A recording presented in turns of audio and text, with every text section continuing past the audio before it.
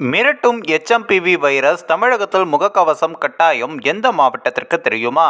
சீனாவில் உருவான எச்எம்பிவி தொற்றால் இந்தியாவில் 7 பேர் பாதிக்கப்பட்டுள்ளனர். முன்னெச்சரிக்கை நடவடிக்கையாக நீலகிரியில் முகக்கவசம் கட்டாயமாக்கப்பட்டுள்ளது என்றும் அறிவிக்கப்பட்டுள்ளது.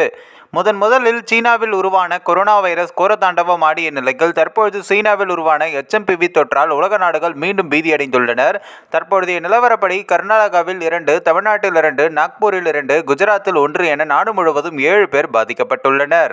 இதையடுத்து நாடு முழுவதும் முன்னெச்சரிக்கை நடவடிக்கைகளை தீவிரப்படுத்தியுள்ளனர். இதனிடையே தமிழகத்தில் எச்எம்பிவி தொற்று பாதிக்கப்பட்டவர்கள் நலமுடன் இருக்கிறார்கள், அச்சம் தேவையில்லை.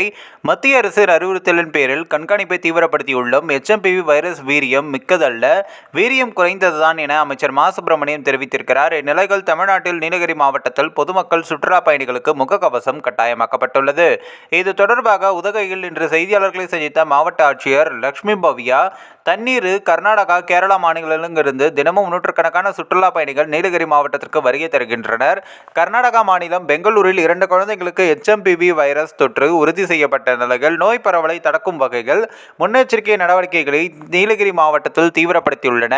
இது தொடர்பாக உதகையில் இன்று செய்தியாளர்களை சந்தித்த மாவட்ட ஆட்சியர் பேசுகையில், அப்படி வரும் பொங்கல் தொடர் விடுமுறைக்கு தமிழ்நாடு மட்டுமல்லாமல் கேரளா, கர்நாடகாவில் இருந்து ஏராளமான சுற்றுலா பயணிகள் வருகை புரிவார்கள். இதற்காக மாவட்டம் நிர்வாகம் சார்பில் போக்குவரத்து நெரிசலை தடுக்க பல்வேறு திட்டங்கள் வகுக்கப்பட்டுள்ளன. தற்போதைக்கு சுற்றுலா பயணிகள் வருகைக்கு எந்த கட்டுப்பாடும் இல்லை என்றும், தொற்று அதிகரிக்கும் பட்சத்தில் கட்டுப்பாடுகள் விதிக்கப்படும் என்றும் தெரிவித்தார். இந்த ஒரு வீடியோ குறித்து உங்களுடைய கருத்துக்களை நீங்க மறக்காம கமெண்ட்ஸ்ல சொல்லுங்க. நம்ம ஏஷியாநெட் நியூஸ் தமிழையும் தொடர்ந்து ஃபாலோ பண்ணுங்க.